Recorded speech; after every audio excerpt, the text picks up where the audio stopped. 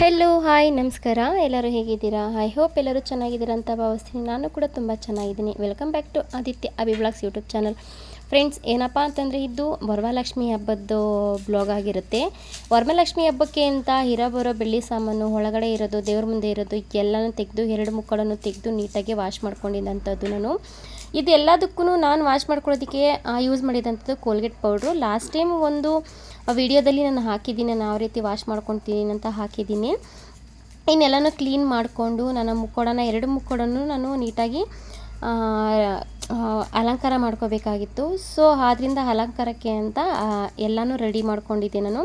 ನನ್ನ ಹತ್ರ ಇರೋವಂಥ ಕೆಲವೊಂದು ಐಟಮಲ್ಲಿ ಒಂದು ನೆಕ್ ಚೋಕರ್ ಇರ್ಬೋದು, ಮತ್ತು ಹಿಯರಿಂಗ್ ಇರ್ಬೋದು, ಇದನ್ನೆಲ್ಲ ಸ್ವಲ್ಪ ಕಟ್ ಮಾಡಿ ಎತ್ತಿಕೊಂಡಿದ್ದಂಥದ್ದು ನನಗೆ ರೆಡಿ ಮಾಡೋದಕ್ಕೆ ಅಂತ. ನನಗೆ ಈ ಥರ ರೆಡಿ ಮಾಡೋದು ಅಂತಂದರೆ ತುಂಬ ಇಷ್ಟ. ನನಗೆ ದೇವ್ರುಗಳಿಗೆ ಅಲಂಕಾರ ಮಾಡೋದಿರ್ಬೋದು, ಆ್ಯಂಡ್ ದೇವ್ರಿಗೆ ಸೀರೆ ಉಡ್ಸೋದಿರ್ಬೋದು, ಪ್ರತಿಯೊಂದೂ ತುಂಬ ಇಷ್ಟ ಆಗುತ್ತೆ ನನಗೆ. ಆದ್ದರಿಂದ ನಾನು ಈ ಥರ ಮಾಡ್ಕೊಳ್ಳೋವಂಥದ್ದು ರೆಗ್ಯುಲರಾಗಿ ಪ್ರತಿದಿನ ರಫ್ಯೂಸ್ ಅಂತಂದರೆ ರಫ್ಯೂಸ್ಗೆ ಅಂತ ಹೇಳಿ ಒಂದು ಮುಕ್ಕೋಡನ ಇಟ್ಕೊಂಡ್ಬಿಟ್ಟಿರ್ತೀನಿ. ಇನ್ನೊಂದು ವರಮಹಾಲಕ್ಷ್ಮಿಗೆ ಅಂತ ಹೇಳಿ ಮಡಿಕೊಳ್ಳೋವಂಥ ಒಂದು ಮುಕ್ಕೋಡ. ಇವಾಗ ನಾನೇನು ರೆಡಿ ಮಾಡ್ತಾ ಇದ್ದೀನೋ ಆ ಮುಕ್ಕೋಡ ಬಂದು ಲಕ್ಷ್ಮಿಗೆ ಅಂತಲೇ ನಾನು ಸಪ್ರೇಟಾಗಿ ತಗೊಂಡು ಬಂದು ಇಟ್ಕೊಂಡ್ಬಿಟ್ಟಿರೋ ಅಂಥದ್ದು. ಈ ಸರಿ ನಾನು ಅಲಂಕಾರ ಮಾಡಿದಾಗಲೂ ಅಷ್ಟೇ ತುಂಬ ಚೆನ್ನಾಗಿ ಬಂತು. ನಾನು ಇದನ್ನು ಮಾತ್ರ ನಾನು ನೀಟಾಗಿ ವಿಡಿಯೋ ಮಾಡ್ಕೊಳ್ಳೋದಕ್ಕಾಯಿತು. ಆ್ಯಂಡ್ ನಾನು ಸಾರಿ ಉಡ್ಸೋದು ಇದನ್ನೆಲ್ಲ ನಾನು ಮಾಡೋದಕ್ಕೆ ಆಗಲಿಲ್ಲ. ಯಾಕೆ ಅಂತಂದರೆ ನಾನು ಲಾಸ್ಟ್ ಟೈಮ್ ಒಂದು ವಿಡಿಯೋದಲ್ಲಿ ಒಂದು ಬ್ಲಾಗಲ್ಲಿ ಹೇಳಿದ್ದೀನಿ, ನನಗೆ ವಿಡಿಯೋ ಮಾಡ್ಕೊಡೋರು ಅಂತಾರ ಯಾರೂ ಇಲ್ಲ, ನಾನೇ ಮಾಡ್ಕೊಬೇಕು ವೀಡಿಯೋಸ್ನ ಅಂತ ಹೇಳಿ. ಆ ಟೈಮಲ್ಲಿ ನನಗೆ ಏನಾಗುತ್ತಪ್ಪ ಅಂತಂದರೆ ದೇವ್ರಿಗೆ ಸೀರೆ ಉಡ್ಸೋ ಅಂಥ ಟೈಮಲ್ಲಿ ನನಗೆ ನಮ್ಮಮ್ಮ ಮನೇಲಿ ಉಡ್ಸ್ಕೊಡ್ಬೇಕಾಗಿತ್ತು, ನಮ್ಮ ಮನೇಲೂ ಮಾಡಬೇಕಾಗಿತ್ತು. ಮತ್ತು ಇನ್ನೊಂದು ಮನೆಗೂ ನನಗೆ ರೆಗ್ಯುಲರಾಗಿ ವರ್ಷಕ್ಕೊಂದು ಸಲ ಅವ್ರ ಮನೆಗೆ ನಾನು ಹೋಗಿ ಉಡಿಸ್ತೀನಿ. ಅವ್ರ ಕೈಲಿ ಆಗಿದಷ್ಟು ದುಡ್ಡನ್ನು ಅವ್ರು ಕೊಡ್ತಾರೆ. ನೀವು ಅಷ್ಟೇ ಕೊಡಿ ಇಷ್ಟೇ ಕೊಡಿ ಅಂತೆಲ್ಲ ನಾನು ಕೇಳೋಕ್ಕೆ ಹೋಗೋದಿಲ್ಲ. ಅವ್ರು ಎಷ್ಟು ಕೊಡ್ತಾರೆ ಅಷ್ಟನ್ನು ನಾನು ಈಸ್ಕೊತೀನಿ ನಾನು. ಸೊ ಅವ್ರಿಗೆ ಎಲ್ಲ ರೆಡಿ ಮಾಡಿ ಮಾಡ್ಕೊಟ್ಬಿಟ್ಟು ಬರೋ ಅಂಥದ್ದು. ಆದ್ದರಿಂದ ಅಷ್ಟೇ ಬ್ಯುಸಿ ಇದ್ದಿದ್ದರಿಂದ ಅಯ್ಯೋ ನಮ್ಮ ಮನೇದು ಕ್ಲಿಯರ್ ಆದರೆ ಸಾಕಪ್ಪ, ನಮ್ಮ ಮನೇದು ಮಾಡಿದ್ರೆ ಸಾಕಪ್ಪ ಅಂತೇಳಿ ಮಾಡ್ತಾ ಇದ್ದಿದ್ದಂಥದ್ದು. ನಾನಿಲ್ಲಿ ಮುಕ್ಕೋಡಕ್ಕೆ ಆಲ್ಮೋಸ್ಟ್ ಬರೀ ತುಪ್ಪನೇ ಯೂಸ್ ಮಾಡಿ ನಾನು ಅರಿಶಿನ ಕುಂಕುಮನ ಹಚ್ಚಿರೋ ಅಂಥದ್ದು. ಅರಿಶಿನ ಕುಂಕುಮ ಹಚ್ಚೋದಕ್ಕೆಲ್ಲ ತುಪ್ಪನ ಯೂಸ್ ಮಾಡಿದ್ದೀನಿ. ದೇವ್ರಿಗೆ ರೆಡಿ ಮಾಡೋದಕ್ಕೆ ಅಂತಲೇ ಕೆಲವೊಂದು ಪೈಂಟ್ನ ನಾನು ಎತ್ತಿಟ್ಕೊಂಡ್ಬಿಟ್ಟಿದ್ದೀನಿ. ಆದ್ದರಿಂದ ನಾನು ಅದರಲ್ಲೇ ಅಲಂಕಾರ ಮಾಡ್ಕೊಂಡಿದ್ದಂಥದ್ದು. ಈ ನನ್ನ ಕಣ್ಣಿಗೆ ಹಾಕಿರೋದು ಇದಿರ್ಬೋದು, ಮಸ್ಕರ ಇರ್ಬೋದು, ಅದೆಲ್ಲನೂ ಕೂಡ ನಮಗೆ ಅಂತಲೇ ಹೊಸದು ಒಂದು ಶೀಟ್ನ ನನಗೆ ಕೊಟ್ಟಿದ್ದರು ನಮ್ಮ ಮೇಡಮ್. ನಾವು ಅಕಾಡೆಮಿನಲ್ಲಿ ನಾನು ಬ್ಯೂಟಿಷನ್ ಮಾಡ್ತಾ ಇದ್ದೀನಲ್ಲ, ಸೊ ಅಲ್ಲಿ ಕಿಟ್ ಒಳಗಡೆ ಅದನ್ನು ಕೊಟ್ಟಿದ್ದಾಗ ಏನಾಗಿತ್ತು ಅಂತ ಅಂದರೆ, ಅದನ್ನು ತೆಗಿಯೋ ಟೈಮಲ್ಲಿ ನಾನು ಬೇರೆಯವ್ರಿಗೆ ಮೇಕಪ್ ಮಾಡುವಾಗ ಅವ್ರಿಗೆ ಹಾಕೋದಕ್ಕೆ ಅಂತ ಹೋದಾಗ ತೆಗಿಯೋ ಟೈಮಲ್ಲಿ ಒಂದು ಕಟ್ಟಾಗಿ ಹೋಗ್ಬಿಟ್ಟಿತ್ತು. ಸೊ ಕಟ್ಟಾಗಿರೋದು ಏನಿತ್ತು, ಆ ಕಟ್ಟಾಗಿರೋದನ್ನು ಕಟ್ ಮಾಡಿ ನೀಟಾಗಿ 2 ಕಡೆಯೂ ನೀಟಾಗಿ ಕಟ್ ಮಾಡಿ ಅದಕ್ಕೆ ಹಾಕ್ಕೊಂಡಿದ್ದಂಥದ್ದು, ರೆಪ್ಪೆನ ಅಂಟಿಸ್ಕೊಂಡಿದ್ದಂಥದ್ದು ಅಲಂಕಾರ ಮಾತ್ರ ತುಂಬ ಚೆನ್ನಾಗಿ ಬಂದಿತ್ತು. ಮತ್ತು ನಾವು ಮಾರ್ಕೆಟ್ಗೆ ಅಂತ ಹೋದ್ವಿ. ಮಾರ್ಕೆಟಲ್ಲಿ ಸೀರಿಯಸ್ಲಿ ಒಸಿ ರಶ್ ಇರಲಿಲ್ಲ. ಕಲ್ಲು ಹಾಕಿದ್ರೆ ಬೀಳಲ್ವೇನೋ ಅಂತ ಅಷ್ಟು ರಶ್ ಇತ್ತು ಅಲ್ಲಿ. ನಾವು ಯಾವುದೇ ಕಾರಣಕ್ಕೂ ನಾವು ವಿಡಿಯೋಸ್ ಅಂತೂ ಮಾಡೋಕ್ಕೆ ಆಗಲಿಲ್ಲ ನನಗೆ. ಮತ್ತು ಇರಿಟೇಷನ್ ಆಗೋಯ್ತು ನನಗೆ ಮಾರ್ಕೆಟ್ ನೋಡಿ. ಆ್ಯಂಡ್ ಅಲ್ಲಿಂದ ಬಂದು ನಾನು ನಮ್ಮ ಅಪ್ಪ ಇಬ್ಬರು ಸೇರಿಕೊಂಡು ಹೂವು ತೊಗೊಂಡು ಬಂದಿದ್ವಿ. ಕೆಲವೊಂದು ಹೂವನ್ನ ತಂದಿದ್ದೆಲ್ಲನೂ ಕಟ್ಕೊತಾ ಇದ್ವಿ. ಮತ್ತು ಈ ಸರಿ ಮಾತ್ರ ನಾವು ಯಾವಾಗಲೂ ಹೂವು ಹಾಕೋ ಥರ ಈ ಸರಿ ಹೂವನೇ ಹಾಕೋಕ್ಕಾಗಲಿಲ್ಲ ನನಗೆ. ಅದೊಂದು ಬೇಜಾರಾಯಿತು. ಮತ್ತು ಮಾರ್ಕೆಟ್ಗೆ ಅಷ್ಟಾಗಿ ಹೂವನೂ ಬಂದಿರಲಿಲ್ಲ, ಜಾಸ್ತಿ ಹೂವುಗಳು ಇರಲಿಲ್ಲ.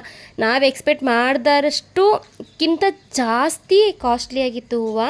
ಸೊ ಅದರಿಂದ ಎಷ್ಟಾಗುತ್ತೋ ಅಷ್ಟು ತಂದು ನೀಟಾಗೆಲ್ಲ ಕಟ್ಟಿಟ್ಕೊಂಡೆ. ಮತ್ತು ನಮ್ಮ ಮನೇಲಿ ಅಲಂಕಾರ ಮಾಡ್ಕೋಬೇಕಿತ್ತು ಅಂತ ಹೇಳಿ ಲಕ್ಷ್ಮಿಗೆಲ್ಲ ಅಲಂಕಾರ ಮಾಡ್ಕೊಂಡ್ವಿ. ಅದನ್ನೆಲ್ಲ ನಾನು ಸೀರೆ ಉಡ್ಸೋದನ್ನೆಲ್ಲ ನಾನು ವಿಡಿಯೋ ಮಾಡೋಕ್ಕಾಗಲಿಲ್ಲ, ನಾನು ಮಾಡಿಲ್ಲ. ಆಮೇಲೆ ನಮ್ಮ ಮನೇಲಿರೋದೊಂದು ಪುಟ್ಟ ಲಕ್ಷ್ಮಿ ವಿಗ್ರಹ ಇದೆ, ಅದಕ್ಕೆ ಅಭಿಷೇಕ ಮತ್ತು ಪೂಜೆ ಅರ್ಚನೆ ಏನಿದೆಯೋ ಅದನ್ನೆಲ್ಲ ಮಾಡ್ಕೊಂಡ್ವಿ. ಹೂವಿನ ಅರ್ಚನೆ ಇರ್ಬೋದು, ದಾಳಿಂಬೆ ಅರ್ಚನೆ ಇರ್ಬೋದು. ಲಕ್ಷ್ಮಿಗೆ ಪ್ರಿಯವಾಗಿದ್ದು ದಾಳಿಂಬೆ ಅಂತ ಹೇಳ್ತಾರೆ. ನನಗೂ ಅದು ಗೊತ್ತಿರಲಿಲ್ಲ. ನನಗೆ ನಮ್ಮ ಮೇಡಮ್ ಹೇಳ್ಕೊಟ್ರು. ಮೇಡಮ್ ಹೇಳ್ಕೊಟ್ಟ ಮೇಲಿಂದ ನಾನು ಅದನ್ನೇ ಮಾಡ್ತಾ ಇರೋ ಅಂಥದ್ದು. ಸೊ ನನಗೆ ತುಂಬ ಖುಷಿ ಆಯಿತು. ಮತ್ತು ಇದನ್ನು ಮಾಡಿದಾಗಲೂ ಅಷ್ಟೇ ಏನೋ ಒಂಥರ ಪಾಸಿಟಿವ್ ಅಂತ ಅನಿಸ್ತು. ಯಾರ ಮನೆಯಲ್ಲಾರ ಲಕ್ಷ್ಮೀ ವಿಗ್ರಹ ಇತ್ತು ಅಂತಂದರೆ ನೀವು ಒಂದ್ಸಲ ಟ್ರೈ ಮಾಡಿ. ಸೀರಿಯಸ್ಲಿ ತುಂಬ ಬೆನಿಫಿಟ್ ಇದೆ. ಹಣಕಾಸಿನಲ್ಲಿ ಇರ್ಬೋದು, ಕೆಲವೊಂದ್ರಲ್ಲಿ ಬೆನಿಫಿಟ್ ಇದೆ. ಚೆನ್ನಾಗೂ ಆಗ್ತೀರಾ. ಮಾಡಿ ನೀವು ಒಂದ್ಸಲ ಮನೆಯಲ್ಲಿ ಮಾಡಿ. ಇನ್ನೆಲ್ಲ ಮುಗಿಸಿ ಎಲ್ಲ ಅಭಿಷೇಕ ಎಲ್ಲ ಮುಗಿಸಿ ಅರ್ಚನೆ ಎಲ್ಲ ಮುಗಿಸಿ ಲಾಸ್ಟ್ ಫೈನಲ್ ಔಟ್ಫುಟ್ ಹೀಗಿತ್ತು. ನಮ್ಮ ಮನೆ ಲಕ್ಷ್ಮಿ ಹೀಗಿದ್ದಾರೆ ಅಂತ ಹೇಳಿ ತುಂಬ ಲಕ ಅಂತ ಹೊಳಿತಿದ್ರು, ಚೆನ್ನಾಗಿ ಕಾಣಿಸ್ತಾ ಇದ್ರು.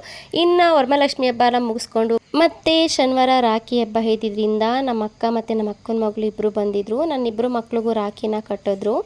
ನಾವು ಅವ್ರ ಕೈಲಿ ಅವ್ರಿಗೆ ರಾಖಿ ಕಟ್ಟಿಸಿದ್ವಿ. ಲಾಸ್ಟ್ ಇಯರು ಅವನು ದುಡ್ಡನ್ನ ಕೂಡಿಕೊಂಡು ಕೊಟ್ಟಿದ್ದ ತಂಗಿಗೆ ಅಂತ ಹೇಳಿ.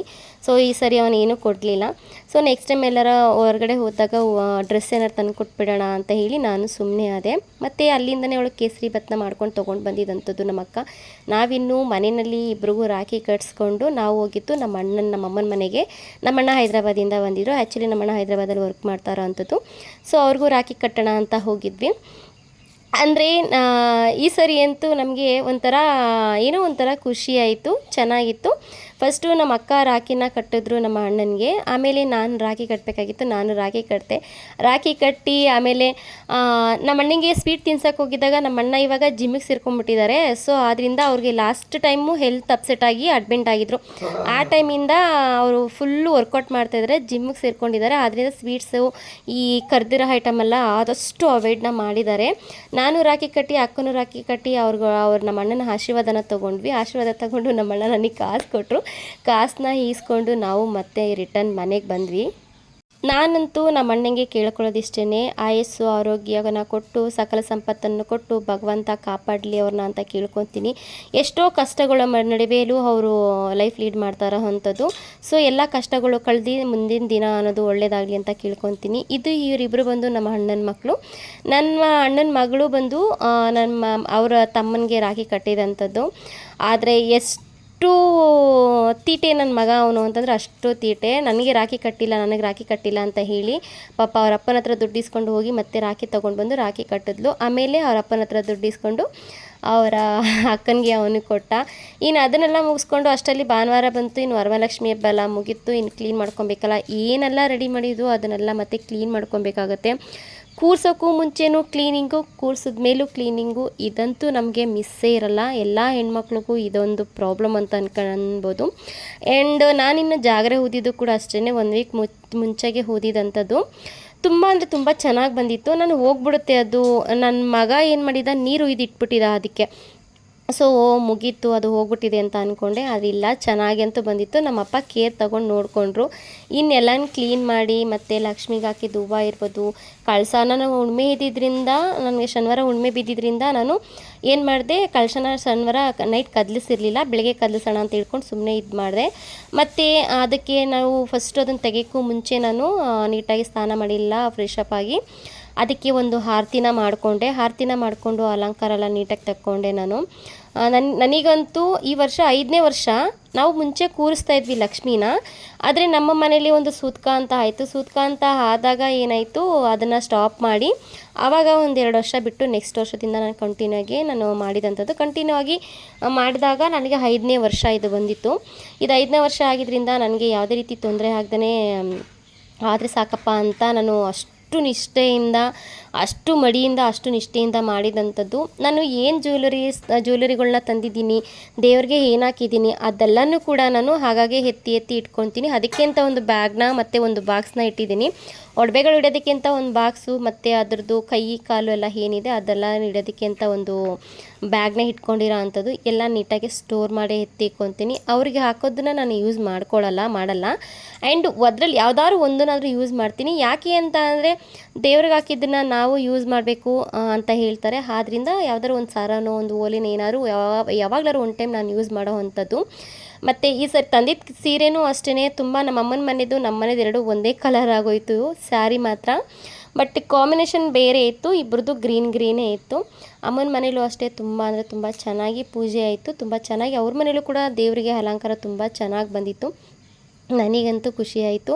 ಆ್ಯಂಡ್ ಅಲಂಕಾರ ಎಲ್ಲ ಬಿಚ್ಚು, ಸೀರೆ ಎಲ್ಲ ಬಿಚ್ಚಿ, ಮತ್ತು ಸೀರೆ ಏನಾರು ಆಗಿದೆಯಪ್ಪ, ಕಲರ್ ಬಂದವರೆಲ್ಲ ಅಕ್ಷತೆ ಕಳ್ಳನ ಅದಕ್ಕೆ ಹಾಕ್ತಾನೆ ಇದ್ರು. ಕಲರ್ ಏನಾರು ಹಿಡ್ಕೊಂಬಿಟ್ಟಿದೆಯಾ, ಮೊದಲೇ ಮೈಸೂರು ಸಿಲ್ಕ್ ಸೀರೆ ಕಲರ್ ಏನಾರು ಹಿಡ್ಕೊಂಬಿಟ್ಟಿದೆಯಾ ಅಂತ ನೋಡ್ತಾ ಇದೆ. ಬಟ್ ಏನೂ ಆಗಿರಲಿಲ್ಲ, ಕಲರ್ ಆ ಥರ ಏನೂ ಆಗಿರಲಿಲ್ಲ. ಇನ್ನು ನಾನು ಮೇಲ್ಗಡೆ ಎಲ್ಲ ಇಕ್ಕಿದಂಥ ಲೈಟ್ಸ್ಗಳನ್ನೆಲ್ಲ ಬಿಟ್ಟಿದ್ದೆ. ಆ ಲೈಟ್ಸ್ ಎಲ್ಲನೂ ತೆಗಿತಾ ಇದೆ ನೀಟಾಗಿ. ತೆಗ್ದಂಗೆ ನಮ್ಮಪ್ಪ ಅದನ್ನೆಲ್ಲ ಸುತ್ತಿ ಎತ್ತಿಡ್ತಾಯಿದ್ರು. ತುಂಬಾ ಹೆಲ್ಪ್ ಮಾಡಿದ್ರು ನಮ್ಮಪ್ಪನೂ ನನಗೆ. ನಾನು ಒಂದು ಕಡೆಯಿಂದ ಎತ್ತಿ ಕೊಟ್ಟಂಗೆ ಎಲ್ಲ ಎಲ್ಲನೂ ನೀಟಾಗಿ ಎತ್ತಿ ಕ್ಲೀನಾಗಿ ಒಂದು ಕಡೆ ಸ್ಟೋರೇಜ್ ಮಾಡಿ ಇಡ್ತಾಯಿದ್ರು. ಹಣ್ಣಿರ್ಬೋದು ಮತ್ತು ಲೈಟ್ಸ್ ಇರ್ಬೋದು ಮತ್ತು ನಾನು ಏನಾದ್ರು ಪ್ಯಾಕ್ ಮಾಡಿ ಕೊಟ್ಟೋದಿರ್ಬೋದು, ಪ್ರತಿಯೊಂದೂ ನೀಟಾಗಿ ಎತ್ತಿಡ್ತಾಯಿದ್ರು. ನನಗಂತೂ ಈ ಥರ ನನಗೇನಾದ್ರು ಅಡುಗೆ ಮಾಡಬೇಕು ಅಂದರೂ ಅಷ್ಟೇ ನಮ್ಮಪ್ಪ ನನಗೆ ಹಚ್ಕೊಡೋದು ಮಾಡೋದು ಇದೆಲ್ಲ ಮಾಡ್ತಾಯಿರ್ತಾರೆ. ಆದ್ದರಿಂದ ನನಗೆ ರಿಸ್ಕ್ ಅಂತ ಅನಿಸಲ್ಲ ಕೆಲಸ ಮಾಡೋದಕ್ಕೆ. ಕೆಲವರು ಹೇಳ್ತಾರೆ, ನೀನೇನು ಅಷ್ಟು ಬ್ಯುಸಿನಲ್ಲೂ ಇದೆಲ್ಲ ಮಾಡ್ಕೊಂಡು ಕೂತಿರ್ತಿ, ಇದೆಲ್ಲ ಮಾಡ್ತೀಯ ಹಾಗೆ ಹೀಗೆ ಅಂತ ಹೇಳ್ತಾರೆ. ಆ್ಯಂಡ್ ನಮ್ಮ ಅಣ್ಣನೂ ಕೂಡ ಅದನ್ನೇ ಹೇಳ್ತಾ ಇರ್ತಾರೆ, ಯಾವಾಗಲೂ ಬೈತಾ ಇರ್ತಾರೆ, ಫಸ್ಟು ನೀನು ಫ್ರೀ ಮಾಡ್ಕೋ, ಫ್ರೀ ಇರು, ಕೆಲಸನೂ ಮಾಡಿಕೊಂಡು ಟ್ರೈನಿಂಗು ಹೋಗಿ ಇದನ್ನೆಲ್ಲ ಹೇಗೆ ಮಾಡ್ತೀಯ, ನೀನು ಹೇಗೆ ಮಾಡ್ಕೊತಾ ಇದೆಯಾ ಹಾಗೆ ಹೀಗೆ ಅಂತಲ್ಲ ಅಂತಂದರೆ ಅವ್ರು ಹೇಳೋದೇನಪ್ಪ ಅಂತಂದರೆ ನಮ್ಮ ಒಳ್ಳೇದಕ್ಕೆ ಹೇಳೋದು. ಸೊ ಏನಕ್ಕೆ ಅಂತಂದರೆ ಇಷ್ಟೊಂದು ರಿಸ್ಕ್ ತೊಗೊತಾ ಇದೆಯಾ, ಇಷ್ಟೊಂದು ಇದು ಮಾಡ್ಕೊತಾ ಇದೆಯಾ, ನಿನಗೆ ರಿಸ್ಕ್ ಆಗುತ್ತೆ, ನಿನಗೆ ಪ್ರಾಬ್ಲಮ್ ಆಗುತ್ತೆ ಅಂತ ಹೇಳಿ ಅವರು ಹೇಳ್ತಾ ಇರ್ತಾರೆ ನನಗೆ. ಸೊ ಆದರೂ ನಾನು ತಲೆನೇ ಕೆಡ್ಸ್ಕೊಳಕ್ಕೆ ಹೋಗಲ್ಲ, ಮಾಡ್ತಾನೆ ಇರ್ತೀನಿ. ಇನ್ನು ನಾವು ಕಳಶಕ್ಕಿಟ್ಟಿದ್ದ ಕಾಯಿ, ಲಕ್ಷ್ಮೀ ಕಳಶಕ್ಕಿಟ್ಟಿದ್ದ ಕಾಯಿನ ಇಡಬೇಕು ಅಂತ ಹೇಳಿ ನಮ್ಮ ಮನೇಲಿರೋ ಕಳಶಕ್ಕೆ ಅಂತ ಇಡ್ತಾ ಇದ್ದಂಥದ್ದು. ಮನೇಲಿರೋ ಕಳಶದ ಕಾಯಿನ ನಾನು ಏನಕ್ಕೆ ಚೇಂಜ್ ಮಾಡಿದೆ ಅಂದರೆ ಆ್ಯಕ್ಚುಲಿ ಅದು ಆ ಕಾಯಿಲೂ ಕೂಡ ಹಿಂದೆ ಬೇರು ಬಿಟ್ಕೊಂಡಿತ್ತು, ಕಾಯಿ ಚಿಗುರುತ್ತಾ ಇತ್ತು, ಹಿಂದಗಡೆ ಬೇರೆಲ್ಲ ಹಾಕ್ಕೊಂಡಿತ್ತು. ತೆಂಗಿನಕಾಯಿ ಹಿಂದಗಡೆ ಬೇರೆ ಹಾಕಿ ತಿಂದ್ರೆ ಮತ್ತೆ ಅದರಲ್ಲಿ ಇಡೋದು ಬೇಡ, ಅದನ್ನು ಅದ್ರ ಪಾಟಿಗೆ ಹಾಕ್ಬಿಡೋಣ, ಇಲ್ಲಾಂದರೆ ಹಾಗೆ ಬೇರೆ ಇದಕ್ಕೆ ಏನಕ್ಕಾರು ಇಡೋಣ ಅಂತೇಳಿ ಈ ಕಾಯಿನ ವೇಸ್ಟ್ ಮಾಡೋಕ್ಕಾಗಲ್ವಲ್ಲ ಅಂತೇಳಿ ಆ ಕಾಯಿನ ತೆಗೆದು ಮನೆ ಕಳಶಕ್ಕೇನಿದೆ ಆ ಕಳಶಕ್ಕೆ ಅದನ್ನಿಟ್ಟು ಕಳಶದಲ್ಲಿರೋ ಕಾಯಿನ ತೆಗೆದು ಒಂದು ಚೊಂಬಲ್ಲಿ ನೀರು ಹಾಕಿ, ತಳದಲ್ಲಿ ಮಾತ್ರ ಸಿಗೋ ಥರ ಒಂದು ಚೊಂಬಲ್ಲಿ ನೀರು ಹಾಕಿ ಅದರಲ್ಲಿ ಇಟ್ಟೆ ನಾನು. ಯಾಕೆಂದರೆ ಅದನ್ನು ಹೊಡೆದ್ಬಿಡ್ತಾ ಇದೆ. ಸೊ ಅದು ನನಗೆ ಅದು ಬೇರೆ ಏನಾರು ನನಗೆ ಕಾಣಿಸಿಲ್ಲ, ಬೇರೆ ಏನಾರು ನಾನು ನೋಡಲಿಲ್ಲ ಅಂದರೆ ನಾನು ಅದನ್ನು ಹೊಡೆದ್ಬಿಡ್ತಿದ್ದೆ, ಖಂಡಿತ ಪೂಜೆಗೆ ಹೊಡೆದ್ಬಿಡ್ತಾ ಇದೆ. ಸೊ ಬೇರೆಲ್ಲ ಕಾಣಿಸಿದ್ರಿಂದ ನಾನೇನು ಮಾಡಿದೆ, ಅಪ್ಪ ಏನು ಹೇಳಿದ್ರು, ಬೇಡ ತೆಗಿಬೇಡ, ಅದನ್ನು ಹೊಡಿಬೇಡ, ನೀನು ಹಾಗೆ ಇಡು, ಅದನ್ನು ಇದು ಮಾಡೋಣ ಅಂತ ಹೇಳಿದ್ರು. ಆಲ್ರೆಡಿ 2 ಗಿಡನ ಪಾಟಲ್ಲಿ ಹಾಕಿ ಇಟ್ಟಿದ್ದೀನಿ. ಸೊ ನಾವು ಈ ಸರಿ ಊರಿಗೆ ಹೋದಾಗ ನಮ್ಮ ಅಣ್ಣವ್ರ ಮನೆಯಲ್ಲಿ ಹಾಕಬೇಕು ಅಂತ ಅಂದ್ಕೊಂಡಿದ್ದೀನಿ. ಮತ್ತು ಡ್ರ್ಯಾಗನ್ ಫ್ರೂಟ್ಸ್ದು ಈ ಸರಿ ಪಿಂಕ್ ಕಲರ್ ಡ್ರ್ಯಾಗನ್ ಫ್ರೂಟ್ಸ್ ತಂದಿದೆ, ಅದು ನಂಗೆ ತುಂಬ ಇಷ್ಟ ಆಯಿತು. ಅದನ್ನು ಒಂಚೂರು ಗಿಡಕ್ಕೆ ಪಾಟಿಗೆ ಹಾಕಿ ನೋಡೋಣ, ಬಂದರೆ ಬರಲಿ ಅಂತ ಹೇಳಿ ನಾನು ಹಾಕ್ಕೊಂಡೆ ಇವತ್ತು. ಇದು ನಿನ್ನೆ 3 ದಿವಸದ ಬ್ಲಾಗ್ ಇದಾಗಿತ್ತು. ಈ ಬ್ಲಾಗ್ ಏನಾರು ನಿಮ್ಗೆ ಇಷ್ಟ ಆಯಿತು ಅಂತಂದರೆ ಲೈಕ್ ಮಾಡಿ, ಶೇರ್ ಮಾಡಿ, ಕಮೆಂಟ್ ಮಾಡಿ, ಪ್ಲೀಸ್ ದಯವಿಟ್ಟು ಸಪೋರ್ಟ್ ಮಾಡಿ ಆ್ಯಂಡ್ ಫಾಲೋ ಮಾಡಿಕೊಂಡು ವೀಡಿಯೋಸ್ನ ನೋಡಿ. Thank you all, bye and good night.